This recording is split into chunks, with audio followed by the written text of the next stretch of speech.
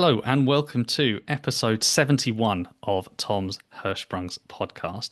I am delighted to be joined all the way from Australia via Portsmouth, Lila Mackenzie. Lila, welcome to the podcast.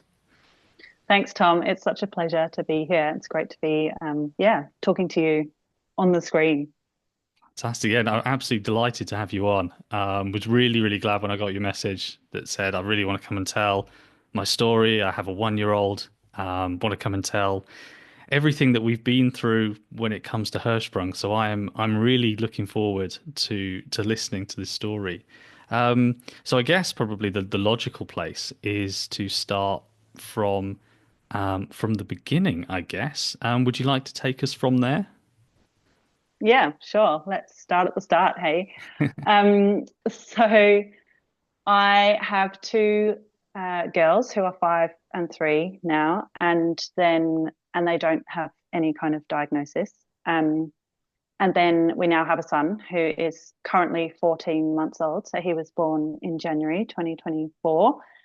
Yeah, and obviously, as people know about Hirschsprung's, that there's generally no clue that it's even there in the body prior to birth. So, yeah, we actually had a home birth. So my first two children were born in the hospital in the public system. And then the third time around, we decided to have a home birth. So the birthing experience was incredible. I'm really, really grateful that I had that experience behind me because I felt like I actually had quite a lot of reserves and energy and stamina to then go into the hospital system and try and navigate what was happening with our little Jordan. So, yeah, he was born quite swiftly and calmly and beautifully on my bed. And then it got to, I think, like most Hirschsprung's babies, it got to about 48 hours, probably a bit over that. And he started to lose interest in feeding, started to throw up some milk. But then it slowly started turning a bit more foamy. And then by the time we were on the way to the hospital, it was turning yellow and bilious.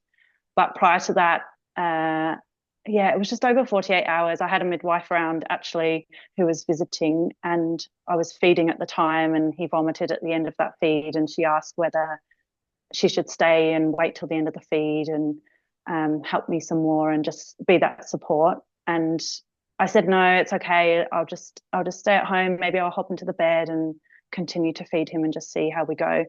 But within a few hours of that happening, I was on the phone to my second midwife. I had two midwives for the birth, and the other midwife, who was my primary caregiver, she then called ahead to the local emergency department and spoke to the paediatric team and just explained the symptoms and what was happening, and that I would be presenting to hospital. So I think I actually left it a little bit longer than probably what would have happened if I was obviously still in hospital, because I was in a real newborn bubble bliss, in my home.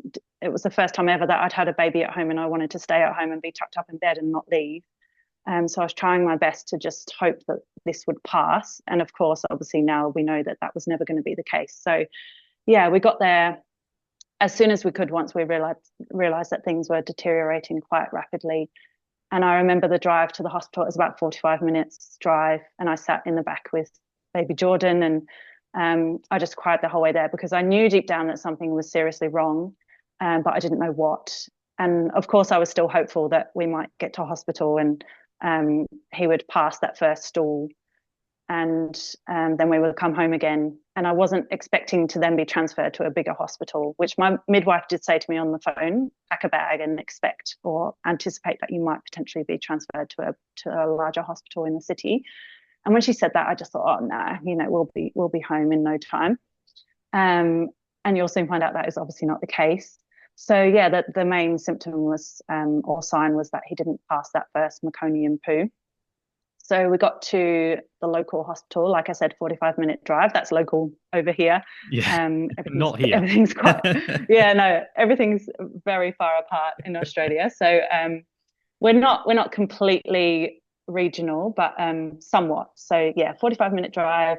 We're in the emergency department. at this stage, there wasn't a separate pediatric emergency or a children's emergency and an adult one. Now there is at that hospital, but last year there wasn't. So we were in with everyone else. By this point, it was a Friday night. It was about 7 p.m. There was quite a few drug affected people kind of wandering around in the waiting room. There was actually a woman in front of me in the line who was being triaged at the desk, and she had a cannula in her hand, and she was obviously affected by drug use, and she was asking for it to be ripped out. And everyone was just, there was security there, and it was quite a scary place to be with, you know, a 2-day-old baby. Even though I was an experienced mother of 2 previous children, to have my 3rd baby, but such a brand new baby and be in this kind of somewhat unsafe place is how it felt, and not knowing what was going on, it was rather scary at the time. And then we got moved through quite quickly, obviously because of the symptoms. And by this point, he was still deteriorating, so starting to go really kind of lethargic and continuing to vomit and foamy and bilious. And we ended up in emergency for, I think we left there at about 1 or 2 in the morning.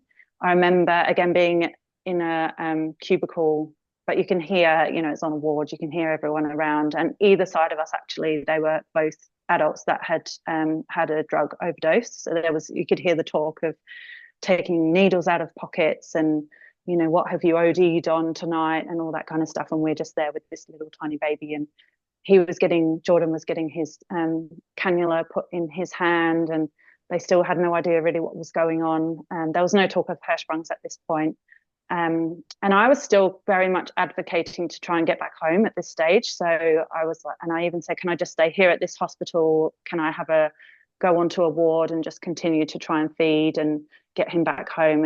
And someone had to come and pretty much have quite a stern talking to me and say, this is really serious and you need to be seen by a specialist team. So that's when I realized, okay, we really do need to follow this through, and I need to just listen to the medical staff and the professionals here and follow their lead. So I got transferred via ambulance with Jordan to the Royal Children's Hospital in Melbourne. So that was another hour and a bit probably in the ambulance. My partner drove back home, so 45 minutes in the opposite direction, to then go and get the bag that we hadn't packed, and then drive back to the hospital. So he pretty much arrived the same time that I arrived because he left before I got in the ambulance. I also remember Jordan was hooked up to an IV just with saline solution to keep him hydrated at that time. And the machine for the IV kept beeping and turning off, and because they have to get the dosage really, really accurate on such a tiny baby. And we were 10 minutes down the road in the ambulance, and the machine kept beeping and turning off.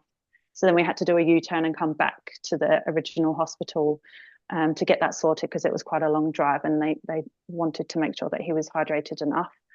And as we got back, actually, the same drug-affected woman that I met in the reception who wanted the cannula out of her hand was standing in the ambulance bay as we tried to park back in. So then we couldn't park, and there was security trying to remove her. So we were delayed again by this same lady, who I have absolute compassion for at the same time, because, you know, she's obviously going through a world of hurt and is struggling in her own life. But at the same time, you know, I've got this tiny baby and time is precious, and I just needed to get back in there and then make our way. So that was quite frustrating and challenging to just sit there and wait. But anyway, we got that sorted. We got back on the road and on the way to Melbourne. And the Royal Children's Hospital is just incredible. We are under the absolute world-class team. But at the time, again, still not knowing what was wrong. This is early hours of the morning now on a Saturday. And those first couple of days in there were really tough, still trying to find out a diagnosis. They did a color contrast test from the top down and the bottom up to see if there was any kind of obstruction or blockage, which there wasn't. So in a way, I felt like that was good, but at the same time, we had no answers. They were potentially worried about a twisted bowel or something else, but that wasn't the case. And at this point, he was nil by mouth. We stopped breastfeeding. I was just expressing milk in a pump and putting it in the fridge and waiting. But we were just doing maximum skin to skin, just keeping him on us. My partner and I were just tag teaming. We were allowed to stay with him 24/7. So this is a, intensive care department. There was a pod or a room with 2 babies in. And yeah, we were just allowed to stay bedside 24/7. We weren't allowed to sleep in there. Technically, we had a chair, which we would doze off in every now and then. And if the nurse caught us sleeping, she would say, "You'd need to go and get a bed and leave." But we'd be like, "No, no, we're awake, we're awake." Um, so my partner and I just tag team. So he had a room. They gave us a room as well downstairs with a bed. So we would just do 3 or 4 hour shifts and just rotate and just spend time holding Jordan and just staying with him and talking to him and cuddling him and just, running through all the tests that they needed to do. And then there was talk of Hirschsprung's, and there was a mention of the biopsy. And at that time, again, I was still advocating hard and really reluctant to intervene any more than was required. And I think this is coming from a place of a home birth where I was trying so hard to not be in a medical system. And medical systems are absolutely incredible. It saved his life. But at the time, I was like, surely he doesn't need all this. Like this is a bit overkill. So I said initially I declined the biopsy, which my partner wasn't happy with. So we were having our own internal kind of conversations about what we thought was right for Jordan, which is, an ongoing struggle as a parent, is wondering whether you're making the right choice for your child. And so that pushed things back 24 hours, which in hindsight, obviously, I would have made a different decision, but I still back what I did at the time because I was just doing what I thought was best and what I thought was right. I just said, just give us 24 hours more. I'd like to reintroduce breast milk and just see what happens. And if he vomits and, the symptoms come back, then sure, let's go for the biopsy. So we did that and we reintroduced breast milk and the vomiting started again. And then I was like, right, okay, so it's obviously now that we do need to do the biopsy. But then they pushed us, they said, no, you have to wait 24 hours because he's vomited again. We need to wait for that to clear, which I didn't know at the time that was going to push things back a day, but it did. And time felt so crucial at this point. So then I was really, really upset that I had declined it to start with, and then it got moved to 24 hours. Anyway, the biopsy was done. That was something that they recommended that we left the room for. And I, again, advocated for Jordan and said that I would really like to be present and I want to just be up by his head, holding his hand, talking to him, explaining everything that's happening. I know he's only 2 days old, but, he's going to hear my voice. Even if he doesn't understand the words, he's going to feel more calm and comfort if I'm there. And the surgeons explained that it could be quite traumatic for a parent to witness. It's quite invasive. And I just said, that's okay. I'm not going to feel traumatized. If anything, I'll feel more traumatized by leaving the room and not being present and not knowing what's going on and knowing that he doesn't know where we are. So, I stayed present for the biopsy, and Jared did leave the room and went and had a sleep. And that's my partner. And it was actually really special to be present for that and just talk him through it. And I felt like he was a lot more calm than potentially what he might have been if I wasn't there. So that was done. And within, I think it was that same evening, actually, they came back with the results that it was Hirschsprung's. And at the time, we just thought, great, we've got an answer. That's amazing. And we know that now the next step is to have surgery and have this pull-through procedure. And then after that, he'll be able to poo by himself. And then off we go on our merry way. So I was just really relieved that we knew what it was at that point in time. And I remember the surgeon saying to me, we're really sorry, this is not the diagnosis you want to hear, and this is going to be really tough on you. And I was just like, no way, I'm so just so grateful we know what it is. So then we were educated by the specialist team there. They have a colorectal team at the Royal Children's, and 2 specialist nurses, Jess and Susie, shout out to them because they are incredible. And they came bedside every day, and they educated us on how to do the washouts quite quickly. And I jumped in with Jared and we learned that process. But there was a couple of hiccups, I think, by day 5. And actually, this might have even been before. I think this was before the results of the biopsy. Day 5, he took a turn and there was a fear that he was going down the path of sepsis. So, and he was really lifeless that day. He didn't open his eyes all day. He was really struggling. And I said to the doctors that morning on the rounds, I said, I'm really worried about him now and I feel like he's deteriorating. And I didn't know that sepsis was on the cards, but I saw it later on the medical notes, that was a potential flag.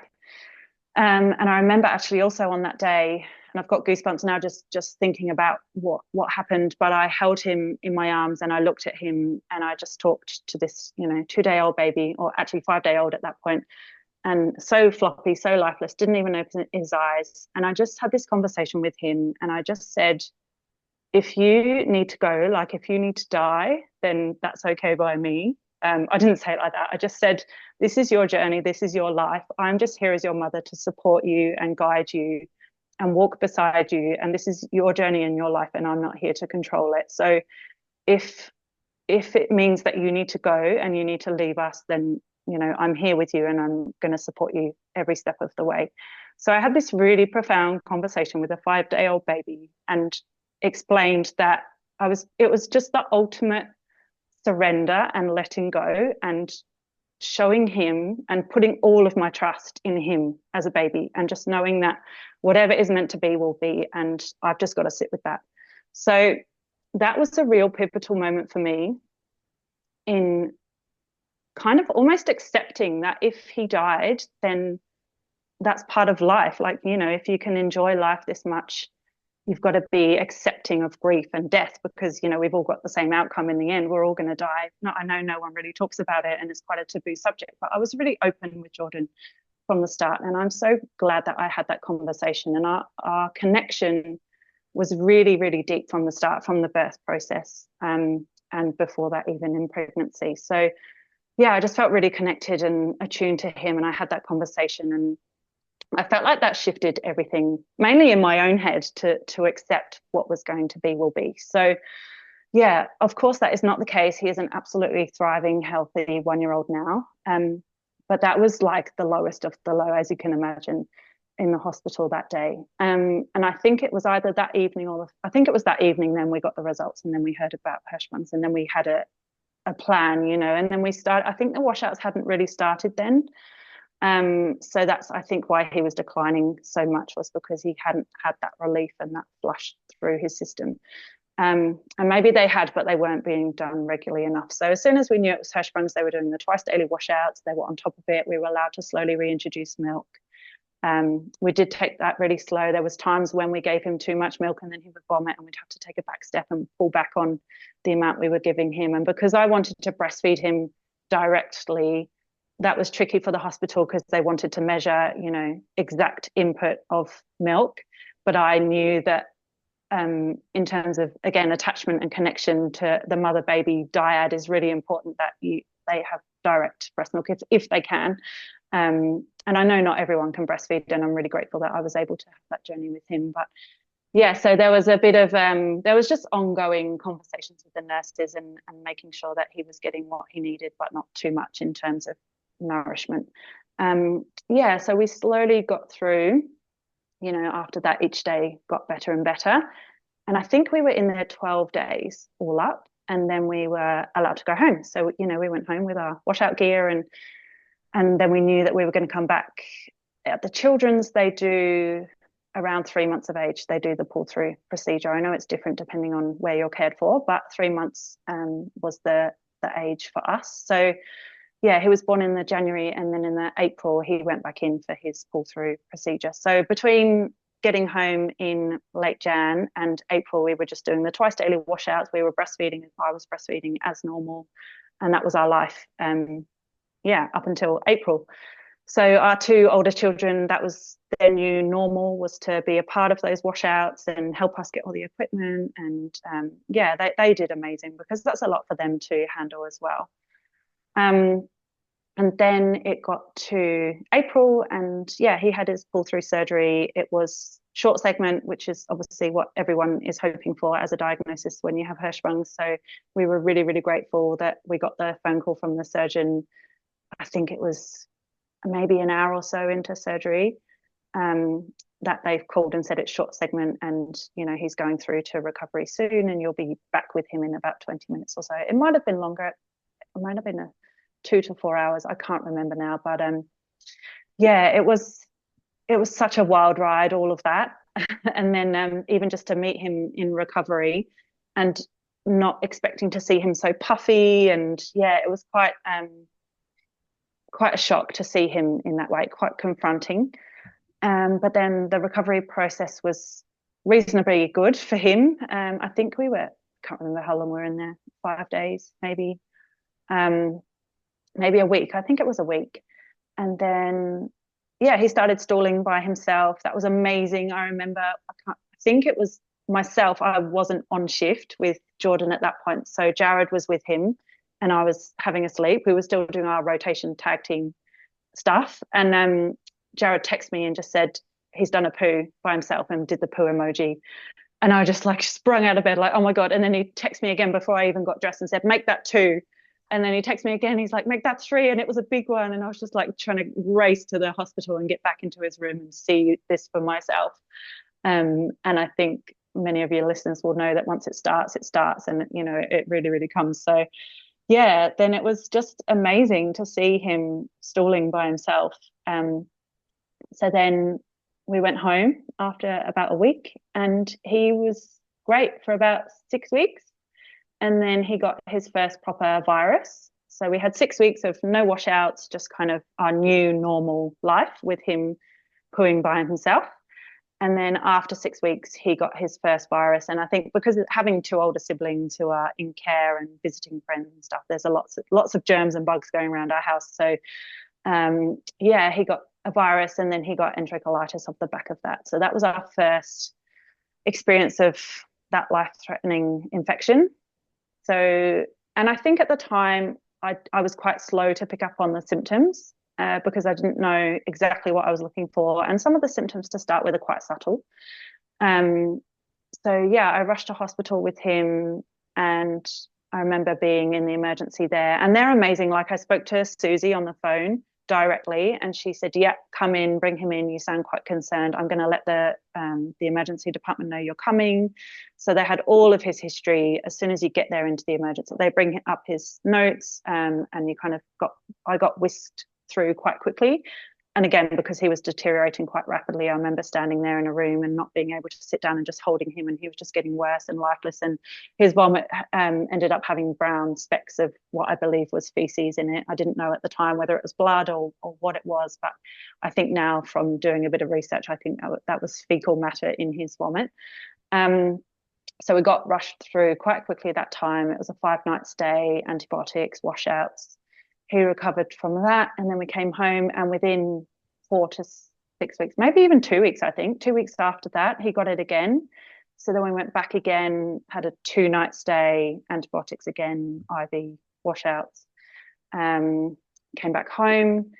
And then it happened again twice more. So in the space of about 6 months, he had enterocolitis at least 4 times. Only 2 that we were admitted for into hospital, and the other 2 we managed at home. So by this point, I was getting quicker at noticing those subtle symptoms to start with.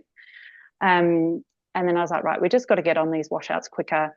And then, yeah, for 2 of those episodes, we just gave him antibiotics orally at home with a syringe while I was breastfeeding. I'd just poke it in the side and give him that medicine that way. So yeah, we managed to avoid hospital for those second 2 episodes of enterocolitis. So that was a really rough patch. And then they suggested, once he got a bit better, they suggested that we go down the Botox trial path. So, and we were doing dilatations as well during this period. So we'd done a lot of months worth of daily dilatations. I think that was after this. Yeah, it must have been after the surgery. So there was at least a daily intervention for him, which is just so full on. And then, yeah, we got to the Botox trial and they suggested, let's give him Botox, general anesthetic, quick in and out in half a day. And that has been very effective. You know, it's had mixed results, but has seen effective enough to offer it to many families. So we were happy to give that a try after the rough trot that we'd had for, he was 10 months at this point, 10 months old, he had the Botox. And that was really effective for 6 days. And then he got a new virus and then he just stopped stalling. So he didn't have enterocolitis to the point that we needed to give him antibiotics, but there was definitely some early symptoms. So we just started washouts again after 6 days. And then we continued washouts up until really recently. So I think he turned 1. I actually came back to the UK with him late December through the new year, just for a 10-day stay. While he was there, he had some symptoms, and we ended up in the urgent care centre down in Portsmouth and got him on some oral antibiotics. And I was doing washouts at home with my mum at this point, so I trained her up to do those. And I was doing dry catheters on the plane. So I'm on this Emirates plane in the toilet with my catheter, trying to relieve the pressure for him on the flight, which is not ideal. I'm sure I'm not the only one that's done that. I'm sure, there's all sorts that goes on in those aeroplane toilets. But yeah, that was an experience in itself. Anyway, we got home. I got back to Australia from the UK in the day before his birthday, so on the 9th of January. He turned 1 on the 10th of Jan. And then I think we did 3 washouts in that week of his birthday. And since then, we haven't done one. So we're now in March. And he's just suddenly, I don't know what happened, but he turned 1 and he's just decided that everything's so much easier in terms of function of his body. So yeah, he's stalling spontaneously. We're not doing any interventions. There's no sign of needing any further Botox or surgery. He's just doing really, really well. We give him a daily Osmolax in his water, and that seems to help. And other than that, the one thing that I have focused on is my diet, which I know Simone Rist, I listened to her episode recently that you've had on your podcast. And I remember she talked quite a bit about diet with her son, Oscar, and that's something that we've definitely focused on too. It's been more so me because I've been the one breastfeeding. So I've really changed my diet, but we're noticing it now with Jordan and introducing food. It took him 5 months to even really consume anything. So we started introducing solids at 5 months old, and it took him till 10 months to eat anything. So he was solely reliant on breast milk till then, which was a real strain on me. And it was a real concern that he wasn't potentially ever going to eat. But again, he just suddenly turned a corner with that and now just absolutely loves food. But we're just quite mindful of what we give him. So it's just going to be an ongoing journey and lesson. And who knows if he's going to need further surgeries or whether he's going to have enterocolitis multiple more times. I do feel like we're through the worst of it. Touch wood, he's 14 months now. I think that first year is the hardest. And I know that they often say that, the first 2 to 3 are quite tricky. And I'm sure there'll be ongoing challenges, especially when we get to toilet training age and beyond. But at this stage, prognosis and his current daily life is rather normal. And he's just a really happy, thriving boy at this stage. So yeah, that's where we're at Fantastic. now. That's brilliant. That's so good to hear that he's doing really well now. Because I do speak to a lot of people, and they are going through very similar stages to what you've been through, and to know that it's that light at the end of the tunnel, isn't it? It's to Mm, know that we're never going to sit here and say, in 5 months, 8 months, 10 months, everything's going to be fine. We can't say that, but to know that there are people who go through lots of different challenges, and boy, you've been through challenges. Um, that there is light at the end of the tunnel is so reassuring, and that's really really mm, great to hear. Um, I also did a few things you mentioned within there. The first poo, obviously, lots of Hirschsprung's mums will know exactly what you mean by that, but I think a lot of people who haven't experienced Hirschsprung's will kind of have no idea really just how important that is to you and to your husband as well. Can you kind of, I know you mentioned a little bit about getting the text from your husband and saying he's been, it's great and everything. Just can you explain sort of how that felt getting that message? Because I really think that's a feeling that only a Hirschsprung's parent would understand. mm. Yeah, you're so right. And it was just this absolute elation. I think we, as a society, we just totally take for granted, our bodily functions, especially down that end. It's not something you generally talk about, especially as an adult. Poo jokes and fart jokes are funny when you're 5 or 6, and somewhat when you're a bit older. But yeah, I remember talking to a surgeon actually, and I'm slightly going off topic from your question, but I remember talking to a surgeon in the intensive care in the NICU, and she was from Switzerland and she was incredible. And we had some beautiful bedside conversations. And she was there doing a washout one night and she was saying, I don't dare tell my parents. I tell them I'm a surgeon, but I don't talk to them about what kind of surgeon because everyone really honors and celebrates um, brain surgeons and heart surgeons, but anything to do with bowel, it's like, oh, but it's if you can't poo, you die. Like it's such a necessity, even more so potentially than parts of your brain.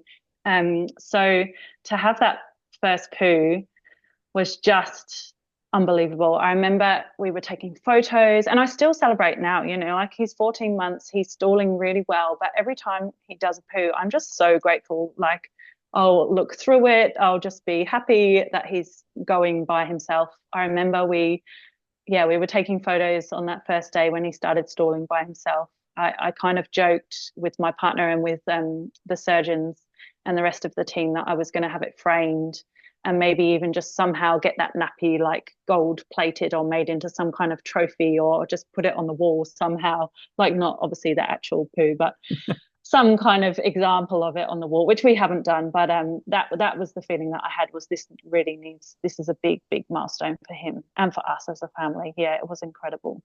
Absolutely. So long as you don't have it saved as your screensaver, I guess. Yeah, true. But no, that is really interesting to hear. Because, like I said, I think it is only something that Hirschsprung's parents really understand, Mm, and that sort of that anxious wait for sort of you know waiting for them to go is just so important. I know you mentioned another couple of things as well. Botox mhm, that Jordan had at 10 months. I do see a lot of people on various forums talk a lot about Botox. Should we go for it? Shouldn't we go for it? What's the benefits? What might happen, etc. What was your mm. feeling to go sort of with Botox at that time? Um, Initially, I wasn't for it. You can probably get an idea now that I feel like the word is crunchy. I feel like there's a lot of talk of this crunchy parent, which is like doing anything that isn't Western medicine in terms of like natural remedies or like woo woo or so I was very much like maybe I can get some body work or do it all through my diet or there's ways that I can do this without this intervention and need for Western medicine. So initially it was a no from me, but I think it was just the way that our life was, the way that his life was, the fact that we were doing these twice daily washouts, the fact that the surgery went so well to start with, but we actually only got 6 weeks worth of good function.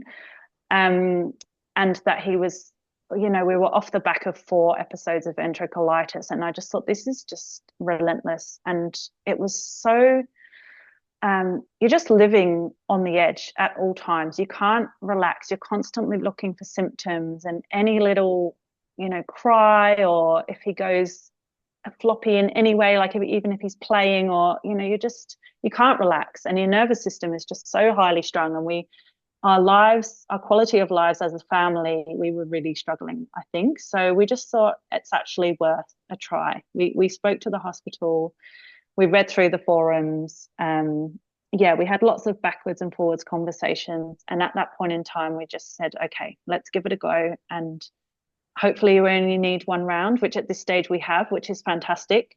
And I know that there are many families that it has completely changed their life and they go back regularly for top ups. And, they're so reliant on it now at this stage in their lives. The surgeon did say to us that there's many people in a similar boat where they're going through regular Botox top ups in this kind of age bracket. So between that, like coming out of babyhood, going into toddlerhood, and by the time they hit 2 or 3, generally they kind of just grow out of it. And that's what the surgeon said to me. So in my head, after that first Botox trial, I thought, okay, this is our new path. I am more than willing to come back every 3 months or so if that's required to get these top ups, and that will be our journey up until he's 3, and then hopefully by that point he will grow out of it and his system will be able to manage by itself. Yeah, and obviously we've had a much better outcome at this stage. So that was our journey and that was our decision making when it came to Botox. Absolutely. No, that's so good to hear as well. And when people talk about journeys back and forth, I don't think, especially with me living in England, don't quite realize just how far the journeys are for you in Australia, that everything is Australia being that much bigger, a heck of a lot bigger, the journeys are, a lot further. And I guess from that sense, planning has to be sort of really on point to the point where you can't just forget something at home because it's 45 minutes away. Yeah. Well, we are actually, for us, it's about an hour and a half, between an hour and a half to 2 hours to the Melbourne Hospital, to the Royal Children's, which over here that's like round the corner. Where my partner and I actually met and lived together for 4 years is right up in the north of the country, and the the closest there was a local hospital there, and we didn't give birth up there, so we moved, and we are way more yeah, we've got a lot more access down here where we live. But if we were still up there, and we spoke about this, my partner and I, and if we were still up there and we had Jordan and we were living with Hirschsprungs, it would be a completely different story. We would have had to fly via air, and it was a 4 hour flight to get from where we lived and where we met down to Perth. And even then, I think the care is somewhat less, it's still incredible, but it's somewhat less specialized. They don't have the same team as they do in Melbourne. So we're actually really lucky in terms of our location and access to the children's. Yeah, definitely. And Mm. speaking of that specialist support as well, I know that your particular hospital that you've been sort of going back and forth to, they're um, looking at changing the way that they're going to staff that, I guess would be the term. What do you sort of understand is happening there at the moment? Yeah, yeah, absolutely right there, Tom. They're definitely restructuring the staffing of the team. So the specialist team that we're under is called the CPRS team, and it stands for colorectal. Oh, I'm going to get this wrong now. CP, colorectal and pelvic reconstruction service. I'm pretty That sure sounds that's what about it right. stands for. Colorectal and pelvic reconstruction service. And within that team, that was created and formed due to a $5 million funding program, and that was $1 million per year. And that funding actually ended at the end of 2024. So we got 12 months worth, the last 12 months of that funding and that program we were able to access, which we didn't know at the time. So we had no idea that the funding was about to end, and therefore the team was going to be restructured. So from what I know, which isn't much to be honest, the team has been not stood down, but the specialist nurses that we had access to are no longer working under that team. So the team itself, the CPRS team at this stage, are no longer there. They are still working at the hospital, but under the broader umbrella of pediatrics.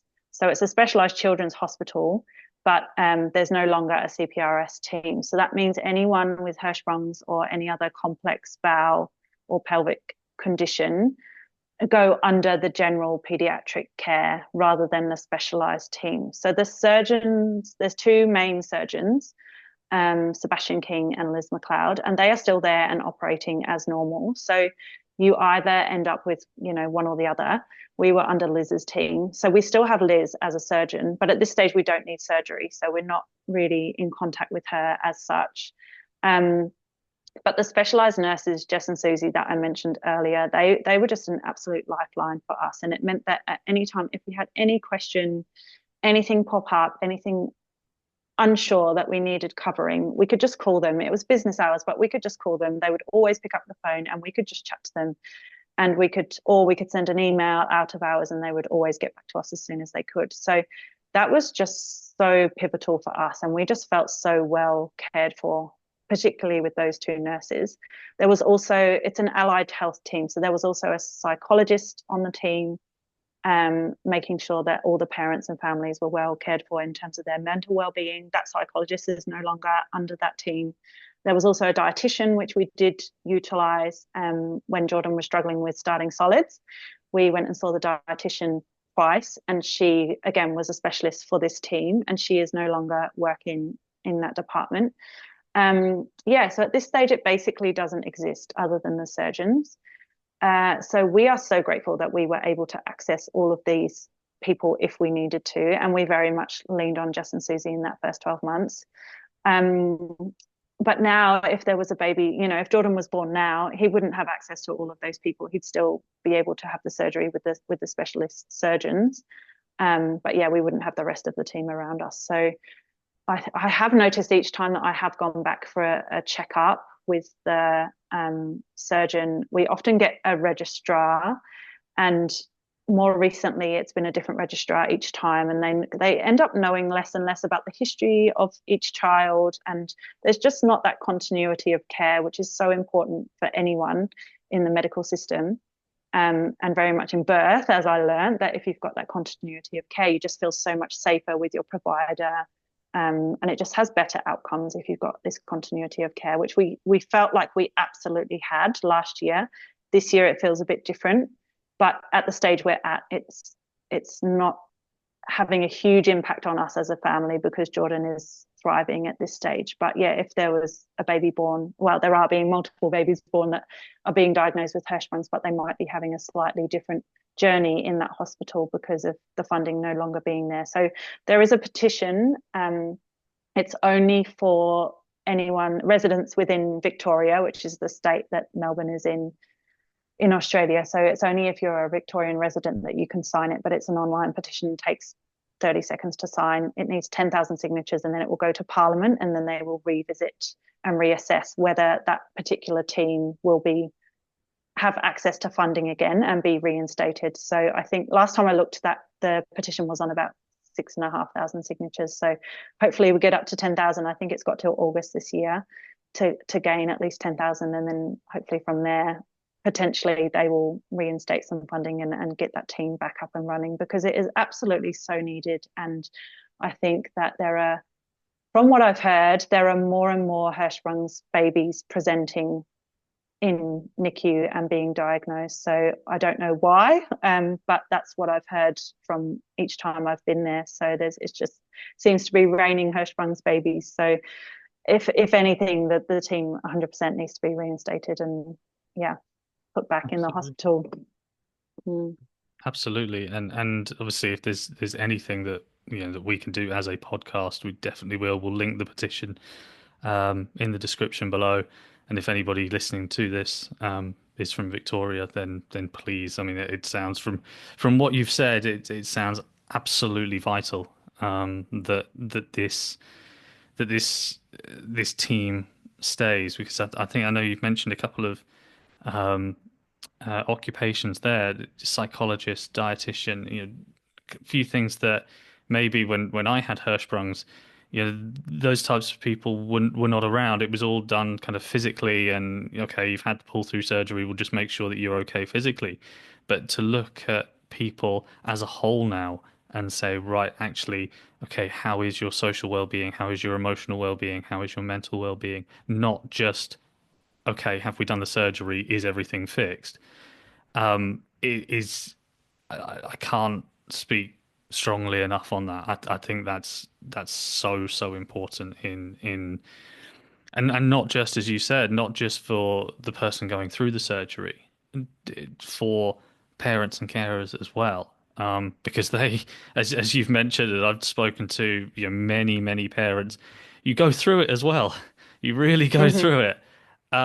And to have that support, I think, I mean, is vital, isn't it? Yeah, 100%. I think you've just said that so beautifully, Tom. And thank you for saying it the way that you did with the mental, social, the well-being is so important. Like that is the core. And I think that we are now, there's a lot more awareness around the kind of the link between our mind and our body, right? And like you said, in your experience when you were younger and going through the procedures, it was very much just a physical thing, and let's fix the problem and then let's move on. Okay, everything's functioning in terms of bodily function, so great, you're all good to go, off you go back home. But I think that mental and emotional support is so important. And if you've got that as your foundation, as well as obviously alongside the physical stuff and the actual surgeries and procedures that are required, I think they just need to come hand in hand. And obviously, prior to, I don't know how long, but prior to that, especially in your case, it seemed like you didn't have access to that. So it's very, very important. And I think, yeah, it needs to be revisited, and mental well-being needs to be put at the forefront for everyone, including, like you said, the families, the parents, the siblings, everyone that's impacted by this condition. Absolutely. And as we just sort of round towards the end, we've got a couple of minutes left here. Um, in terms, I know you've spoken a little bit about Jordan and how well he's getting on now, which is so good to hear at 14 months of age. In terms of sort of the near future, um, what do you see for Jordan?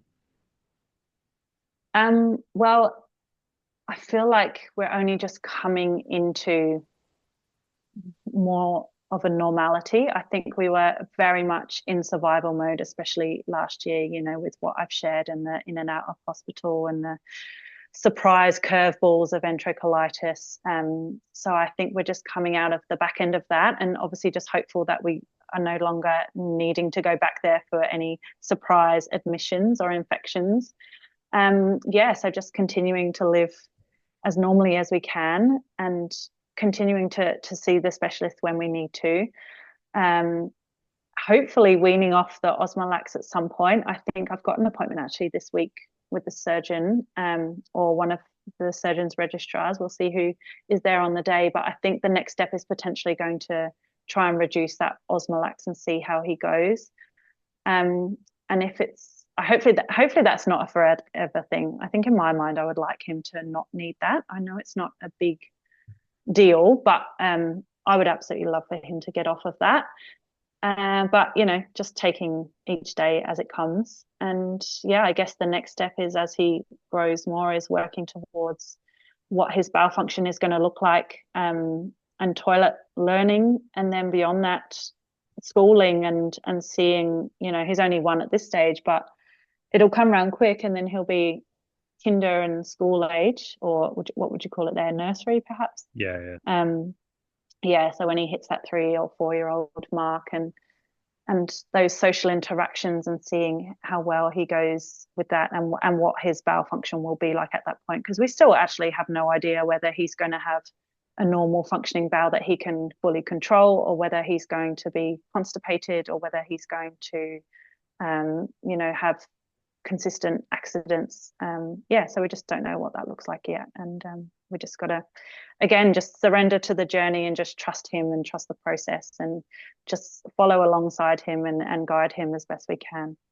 Definitely. I know it goes without saying, but I'll say it anyway that I wish obviously you and Jordan and the rest of your family all the very best for the future, and thank you so much for coming on and joining me today. Thanks so much, Tom. It's been an absolute pleasure to share my story. And, if one person listens to this and is somewhat inspired or relates to it, then, that's exactly why we are here. So I just want to say thank you to you for creating the podcast and having this resource out there, because it's just such an amazing place to have all this information, and for it to be free, and for you to give up your time to do this. So thanks, Tom. My pleasure.